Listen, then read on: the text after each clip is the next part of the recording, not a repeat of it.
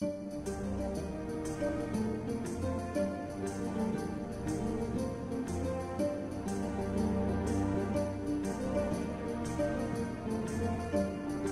décidé aujourd'hui de vous faire une petite vidéo sur toute ma batterie de cuisine, donc je vous invite à me suivre.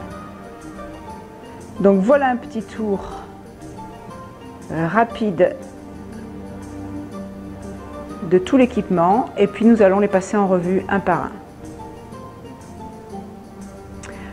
Donc pour moi il est indispensable d'avoir une petite poubelle de table, d'avoir un mortier, des récipients, ce que j'appelle les cups. Lorsque je vous donne des recettes, ce que j'appelle les cups, ce sont ces mesures américaines. Donc voici un quart de cup, un tiers de cup, une demi-cup et une cup. C'est plus facile pour les mesures, comme ça nous évite d'utiliser la balance. Voici ici un presse-citron que j'ai ramené du Québec, de mon séjour au Québec. Il est super bien. Pour l'instant, j'en ai pas encore vu en France aussi bien. Voici une petite raclette qui est bien pratique. Ça c'est du, je ne veux pas citer la marque. Voilà, il est indispensable d'avoir une petite cuillère, une grande cuillère, une fourchette, un économe, un petit couteau d'office, un petit couteau chinois, un des couteaux japonais plutôt, une spatule. Ça c'est pour mélanger, hop, vous voyez, voilà. Bon, j'aurais mieux fait de pas y toucher. Voilà, une spatule, un presse-ail, des marises pour pouvoir gratouiller dans son Vitamix, dans le fond de son Vitamix, une petite carafe, une belle planche.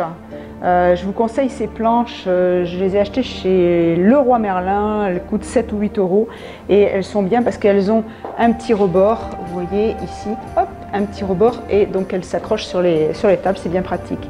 Donc des récipients de diverses tailles, un spiraliseur, voilà le Spirouli aussi que j'ai ramené du Québec, mais maintenant on en trouve en France, vous avez les coordonnées sur le site.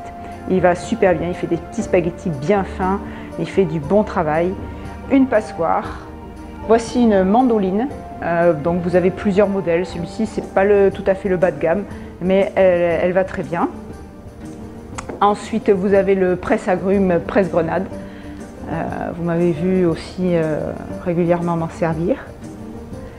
L'extracteur de jus, le petit blender Tribest,